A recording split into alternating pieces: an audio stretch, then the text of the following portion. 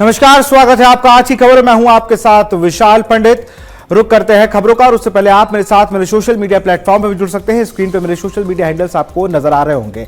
पश्चिम बंगाल के बनगांव में उत्तराखंड के मुख्यमंत्री पुष्कर सिंह धामी ने कहा कि वह बंगाल में जनसमूह और उत्साह देकर स्पष्ट संदेश समझ रहे हैं। उन्होंने कहा कि पश्चिम बंगाल में भय, भ्रष्टाचार और अपराध की स्थिति को लोगों में सरकार को बदलने को तैयार है। धामी ने दावा किया कि आज डबल इंजन विकास और सुशासन का प्रतीक बन चुका है और इस बार बंगाल की जनता भी इस सरकार को चुनते हुए डबल इंजन की सरकार बनाएगी। मुख्यमंत्री ने अपने आलोचनात्मक बयान में बदलाव की उम्मीद जताई और कहा कि लोगों ने परिवर्तन के लिए मन बना लिया है।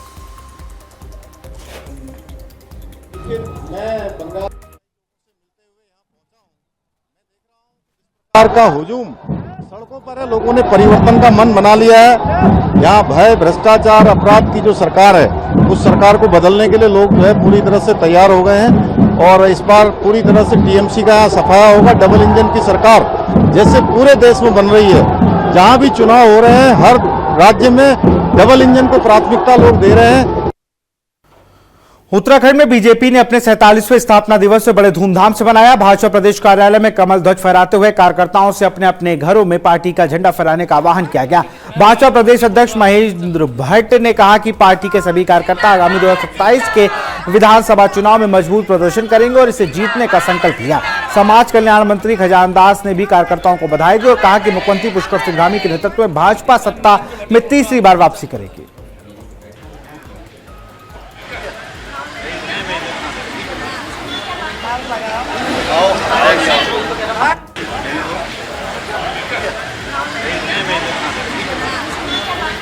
उत्तराखंड प्रदेश कार्यालय में बहुत भव्यतम तरीके से हमने मनाया है। पार्टी का ध्वजारोहण हुआ है। कल सभी जिला केंद्रों पे आज भी और कल भी पार्टी के ध्वजारोहण होंगे। एक एक कार्यकर्ता आज कमल के ध्वज को अपने घर के ऊपर लहराएगा और भारतीय जनता पार्टी के कार्यकर्ता पार्टी को विस्तार देते देते आगामी विधानसभा चुनाव के लिए संकल्प लेंगे। 2027 का चुनाव ये भारतीय जनता पार्टी बहुमत से जीत कर आए, इसके लिए सभी कार्यकर्ता अपने स्थापना दिवस पर उन्होंने इस रूप में प्रतिज्ञा लेने को हमने कहा है और तीसरी बार हैट्रिक उत्तराखंड के अंदर बनेगी। देखिए, आज जिस प्रकार से 47वां स्थापना दिवस भारतीय जनता पार्टी ने पूरे देश के अंदर मनाया है, इसको हम बूथ स्तर से लेकर के जिला स्तर, प्रदेश स्तर पे मना रहे हैं और जो दिशा निर्देश हमारे माननीय प्रदेश अध्यक्ष श्रीमान महेंद्र भट्ट जी ने कार्यकर्ताओं को दिए हैं उसको हम जन जन तक पहुंचाने का काम करेंगे। और ये चुनावी साल भी है क्योंकि आने वाले समय में 2027 में चुनाव होना है और कार्यकर्ताओं से यही अपेक्षा है कि कार्यकर्ता अपने कर्तव्य को न भूलें, अपने मार्ग पर चलते रहें और जिस तरह से भारतीय जनता पार्टी दुनिया की सबसे बड़ी पार्टी बनी है उस सपने को पूरा करके और विकसित भारत का जो हम सपना देखते हैं तो उसकी ओर हम काम करेंगे। उत्तराखंड में कैबिनेट विस्तार के बाद अब धामी सरकार ने विभिन्न आयोग, परिषदों और समितियों के दायित्व बांटना शुरू कर दिया है। इसी क्रम में 14 नेताओं की नियुक्ति की गई है। इन नियुक्तियों में बीजेपी के वरिष्ठ नेता विनोद सोयाल और राज्य युवा कल्याण सलाहकार परिषद के उपाध्यक्ष बनाया गया है। नियुक्ति के बाद विनोद सोयाल ने केंद्रीय नेतृत्व, मुख्यमंत्री पुष्कर सिंह धामी, प्रदेश अध्यक्ष महेंद्र भट्ट और पूरे भाजपा संगठन का आभार जताया। उन्होंने कहा कि एक समान कार्यकर्ता को सरकार में काम करने का अवसर मिला है जिससे के लिए वो पूरी निष्ठा का प्रयास करेंगे। उन्होंने भरोसा जताया कि युवा कल्याण विभाग की ओर प्रभावी बनाया जाएगा। साथ ही उन्होंने कहा कि उत्तराखंड में युवाओं के लिए अपार संभावनाएं हैं और यदि युवा प्रदेश में विकास में सक्रिय भूमिका निभाएंगे तो आने वाला दशक उत्तराखंड का हो सकता है। मैं निश्चित रूप से अपने केंद्रीय नेतृत्व का, अपने प्रदेश के सरकार में काम करने का अवसर दिया है। मैं पूरा प्रयास करूंगा जो युवा कल्याण विभाग है वो एक दूर तक पहाड़ के छोर तक उसका स्ट्रक्चर है, उसका पूरा स्तर है, उसको कैसे और प्रभावी बनाया जा सके और कैसे वो पूरे उत्तराखंड के अंदर किस तरह से उसमें अच्छे तरीके से काम हो सके। कोटद्वार के वार्ड नंबर 32 शिवराजपुर में नवनिर्मित इंटरलॉकिंग सड़क का उद्घाटन किया गया। कार्यक्रम का शुभारंभ उत्तराखंड विधानसभा अध्यक्ष एवं कोटद्वार विधायक ऋतु खंडूरी भूषण ने विधिवत रूप से किया। इस दौरान क्षेत्र में उत्साह और खुशी का माहौल देखने को मिला। अपने संबोधन में उन्होंने बताया कि कुछ माह पूर्व सड़क की स्थिति बेहद खराब थी। खासकर बारिश के समय कीचड़ और जलभराव से लोगों को भारी परेशानियों का सामना करना पड़ता था। स्थानीय लोगों की शिकायत के बाद इस कार्य को प्राथमिकता पर स्वीकृत कर पूरा कराया गया। उन्होंने कहा कि मोटा डांग मुख्य मार्ग से मनोज पांथरी के घर तक करीब 700 मीटर लंबी इंटरलॉकिंग सड़क के निर्माण से अब आवागमन सुगम हो गया है। इसके शिवराजपुर में पहुंची हूँ और पहले भी कुछ शायद 1.5-2 महीने पहले मैं यहाँ 2-2.5-3 महीने हो गए होंगे शायद मैं यहाँ आई थी। और यहाँ के जो उतने भाई बहन हैं उन्होंने कहा था कि हमारी सड़क के बहुत बुरे हाल हैं और सालों से कभी ये सड़क नहीं बनी है। तो आज ये सड़क बन चुकी है और जनता को समर्पित हो चुकी है। बहुत ज़्यादा शुभकामनाएं और बधाई देती हूँ। और इसी तरह से मुझे लगता है हमारे जो पार्षद भी हैं वो भी चीज़ों को उठाते रहेंगे, हमारे तक पहुँचाते रहेंगे और कार्य आगे अच्छा होता रहेगा। हमारा कार्यकर्ता भी है, यहाँ पे राजा है, हमारे पार्षद दीपक हैं, इनके माध्यम से अच्छे कार्य वार्ड नंबर 32 में हो रहे हैं और आगे भी हम लोग प्रयास करते रहेंगे। खूब अच्छे काम होते हैं और विकास होता है। धन्यवाद। देहरादून में सचिवालय स्थित FRDC सभागार में आयोजित बैठक में PRD स्वयंसेवकों ने वर्ष भर रोजगार और होमगार्ड के समान मानदेय की मांग रखी। युवा कल्याण एवं PRD मंत्री रेखा आर्या ने अधिकारियों को शीघ्र प्रस्ताव तैयार कर कैबिनेट में पेश करने का निर्देश दिया। आश्वासन मिलने के बाद स्वयंसेवकों ने धरना प्रदर्शन समाप्त करने की सहमति दी। युवा कल्याण और खेल विभाग दोनों की कुछ महत्वपूर्ण बिंदुओं पर आज समीक्षा बैठक करी। यदि मैं बात करती हूँ युवा कल्याण की, तो हमारे कुछ PRD जवान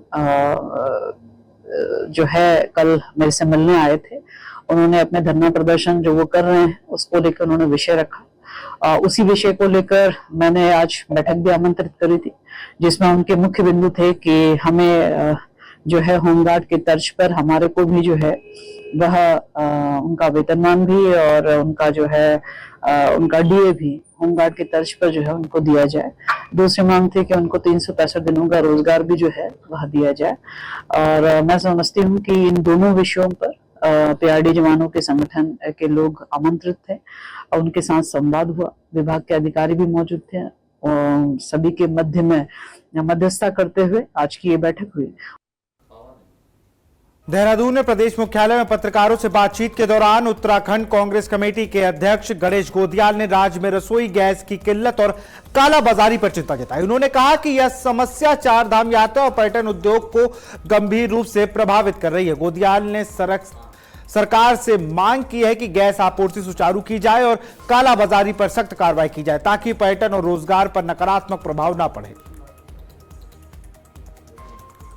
शुरुआत इस साल की होने वाली है और मैं जिस प्रकार से गैस की तमाम पूरे देश में किल्लत बनी हुई है, इसके मद्देनजर मैं ये चाहता हूं कि केंद्र की सरकार राज्य को ये आश्वस्त करे, होटल और ढाबा व्यवसायियों को ये आश्वस्त करे कि गैस की कोई किल्लत नहीं होने दी जाएगी। मैं कल हरिद्वार में था और हरिद्वार दौरे में मुझे ये पता चला कि मुझे होटल व्यवसायियों ने ये कहा कि उनके यहाँ जो बुकिंग हुई थी चारधाम यात्रा के मद्देनजर, वो तमाम बुकिंग कैंसिल हुई है। लोगों को असमंजस है कि मतलब वहां क्या स्थिति होगी, कैसे होगी। ऐसे में राज्य सरकार चुपचाप है, ये भी ठीक बात नहीं है। राज्य सरकार को सामने आना चाहिए और केंद्र को ये भरोसा देना चाहिए खुलेआम आके कि चारधाम यात्रा में और उत्तराखंड में गर्मियों के सीजन में बड़ी संख्या में पर्यटक आते हैं, इनको दृष्टिगत रखते हुए पूरे उत्तराखंड में गैस की आपूर्ति सुनिश्चित की जाएगी। और जिस प्रकार से गर्मियों के सीजन में जो गैस का उपभोग होता है, उतनी मात्रा में ये पक्की तरह पे सुनिश्चित किया जाएगा कि उतनी गैस इन गर्मियों में मिलेगी।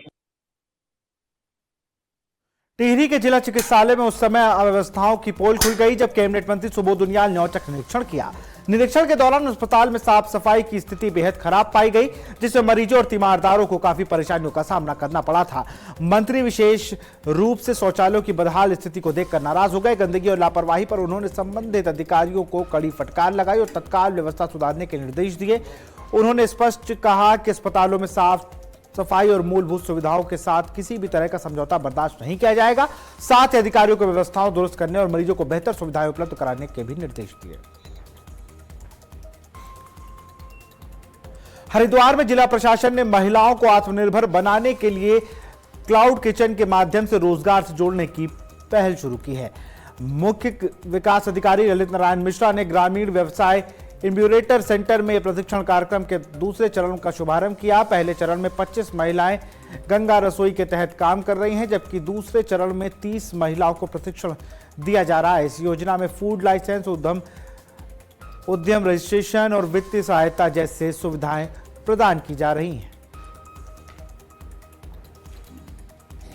क्लाउड किचन का हमारा दूसरा प्रशिक्षण का आज सत्र यहाँ पर शुरू हो रहा है और इसमें 30 के आसपास हमारी बहनें पार्टिसिपेट कर रही हैं।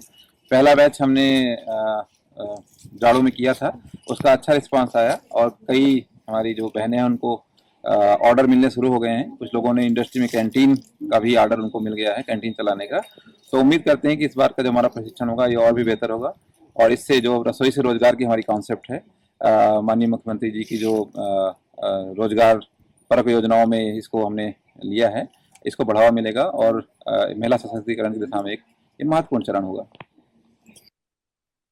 मेरा नाम पिंकी है और यहाँ पर क्लाउड किचन की ट्रेनिंग हो रही है, जिसमें मैं प्रशिक्षण लेने के लिए आई हुई हूँ और मैं पहले से ही खाने का काम कर रही हूँ। तो मैं यहाँ पर ट्रेनिंग लेके प्रशिक्षण लेके अच्छा सा अपने और अच्छा कर सकती हूँ, जिससे मैं पैकिंग वगैरह और वैसे भी मेरा खाना कंपनी में इंडस्ट्री एरिया में जाता है, जिससे कि मैं अपने घर से ही बहुत अच्छा काम कर रही हूँ और अपनी समूह की महिलाओं को भी अपने साथ लेकर चल रही हूँ। हम उसमें कम से कम 10 महिलाएं काम करती हैं। हरिद्वार में जिला अधिकारी मयूर दीक्षित के निर्देशन में मुख्य विकास अधिकारी ललित नारायण मिश्रा की अध्यक्षता में जिला कार्यालय सभागार में जन सुनवाई कार्यक्रम आयोजित किया गया। कार्यक्रम में विभिन्न विभागों से संबंधित 76 शिकायतें दर्ज कराई गई, जिनमें 34 समस्याओं का मौके पर ही समाधान किया गया। शेष समस्याओं को निस्तारण के लिए संबंधित विभागों को भेजा गया। मुख्य विकास अधिकारी ने अधिकारियों को निर्देश दिए कि जनता द्वारा दर्ज कराई गई शिकायतों को त्वरित और समयबद्ध तरीके से निराकरण सुनिश्चित किया जाएगा। शिकायतें राजस्व, भूमि विवाद, विद्युत और अतिक्रमण संबंधित है।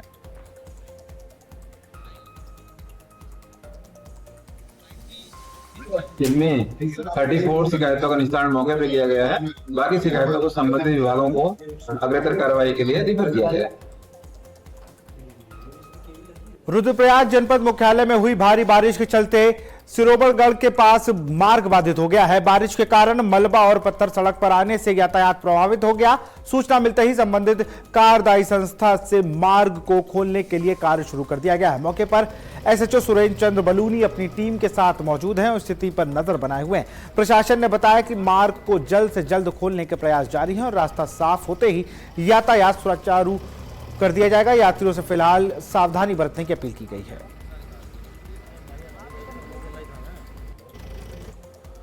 उत्तराखंड को भूस्खलन सुधार कार्यों के लिए बड़ी सौगात मिली है। केंद्र सरकार ने राज्य में सड़क सुरक्षा और कनेक्टिविटी मजबूत करने के लिए कुल 461 करोड़ रुपए की मंजूरी दी है।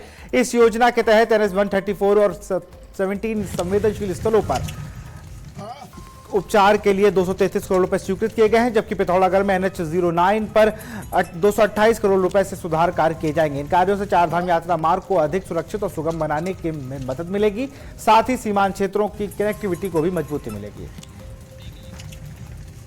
तो उत्तराखंड में राज्य कर कर्मचारी संघ महासंघ नेतृत्व में कर्मचारियों ने कनक चौक से सचिवालय तक प्रदर्शन किया और जमकर नारेबाजी कर। कर्मचारियों का आरोप है कि बार बार चेतावनी देने के बावजूद उन्हें पदोन्नति नहीं दी जा रही है और नई भर्तियां नहीं हो रही हैं। स्टेट जीएसटी विभाग में एक कर्मचारी पर सैकड़ों व्यापारियों के रिटर्न भरने का दबाव रहता है। महासंघ ने कहा कि उनकी 2 सूत्री मांगों पर अभी तक कोई कार्रवाई नहीं हुई, जिससे चलते वह उग्र आंदोलन पर उतरने के लिए तैयार है। ये पहले तो मैं आपके माध्यम से माननीय मुख्यमंत्री जी को और मुख्य सचिव महोदय को ये संदेश देना चाहता हूँ कि इस उत्तराखंड में एक परंपरा ये बन गई है कि जब तक कोई सड़क पे नहीं उतरेगा, आंदोलन की घोषणा नहीं करेगा या हड़ताल की घोषणा नहीं करेगा, तब तक उसकी सुनवाई नहीं होगी। ये बड़ी खराब है। देहरादून में रेलवे स्टेशन के पास खड़ी स्कॉर्पियो कार में आग लग गई। जानकारी मिलने पर फायर यूनिट तुरंत मौके पर पहुंची और आग को पूरी तरह बुझा दिया। किसी के हताहत होने की सूचना नहीं है।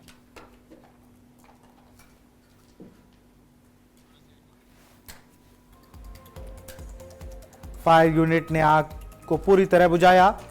रेलवे स्टेशन पर खड़ी गाड़ी पर लगी थी आग।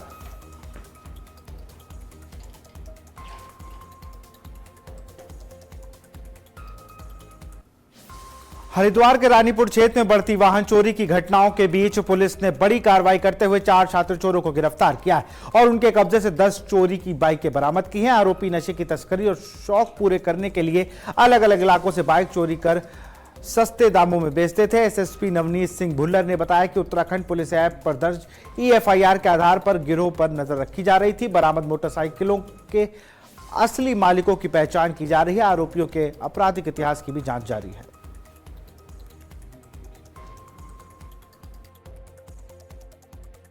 4 लड़के अरेस्ट हुए हैं। ये विपिन है, नितिन है और एक गौरव पुत्र मांगेराम है और गौरव पुत्र सुरेश है।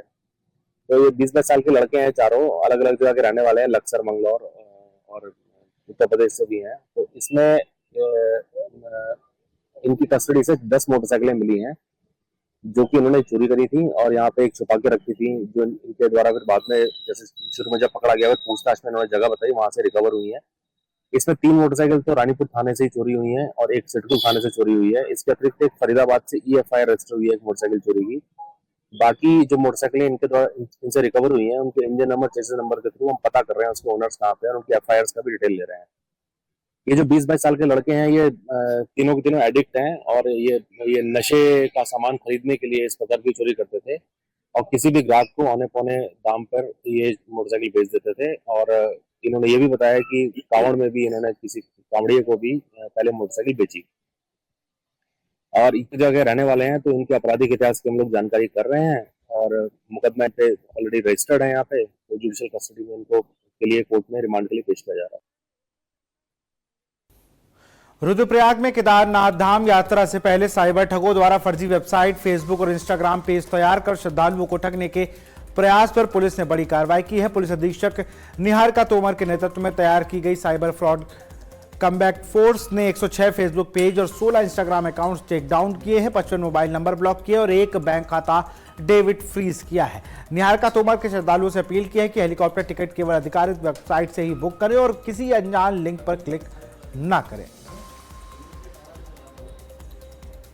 रुद्रप्रयाग पुलिस श्री केदारनाथ धाम यात्रा 2026 में आने वाले सभी श्रद्धालुओं का हार्दिक स्वागत करती है।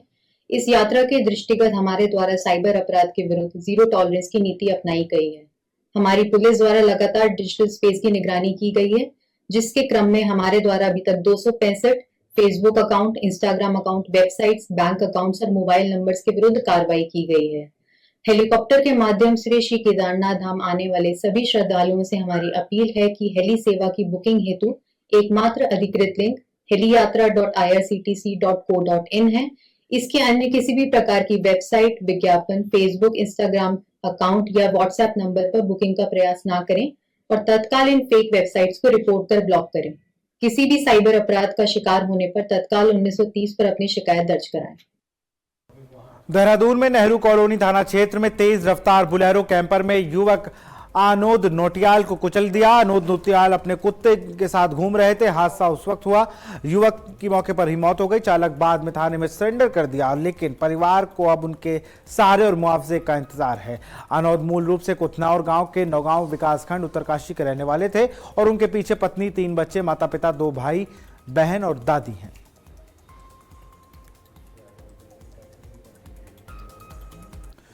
बागेश्वर के गुरूड़ क्षेत्र में कोठी के गांव की महिलाओं ने नशे के खिलाफ मोर्चा खोलते हुए प्रशासन को सख्त कार्रवाई के लिए ज्ञापन सौंपा है। उन्होंने अवैध शराब बिक्री और खुलेआम जुए के खेल के कारण गांव में बढ़ती समस्याओं पर चिंता जताई है। महिलाओं ने कहा कि इन गतिविधियों से बच्चों और पूरे समाज में ताने बाने पर नकारात्मक प्रभाव पड़ेगा।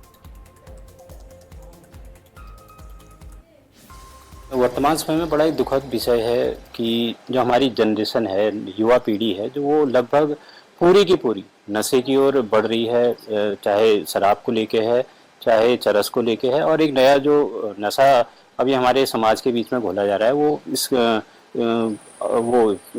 स्मैक को, वो इतना खतरनाक नशा है कि वो उसकी अगर लत एक बार किसी को लग गई तो वो बच्चा और वो परिवार लगभग जो है बर्बादी की ओर बढ़ जाएगा। तो ये एक अच्छी पहल है कि बहुत सी ग्राम सभाओं की महिलाओं ने एक ये बीड़ा उठाया है कि अपनी अपनी ग्राम सभाओं को नशा मुक्त करने का। लक्सर सामुदायिक स्वास्थ्य केंद्र पर एंटी रेबीज वैक्सीन की कमी से मरीजों को परेशानी का सामना करना पड़ रहा है। कुत्ते, बंदर या अन्य जानवरों के काटने के बाद टीका लगवाने आए लोग खाली हाथ लौट रहे हैं। स्थानीय लोगों ने बताया कि आवारा कुत्तों की संख्या बढ़ने से काटने की घटनाएं लगातार बढ़ रही हैं। प्राथमिक उपचार के बाद डॉक्टर एंटी रेबीज इंजेक्शन की सलाह देते हुए सीएचसी में स्टॉक न होने के कारण लोग जिला अस्पताल या निजी क्लिनिक भेजे जा रहे हैं, जिससे समय और खर्च दोनों बढ़ रहे हैं।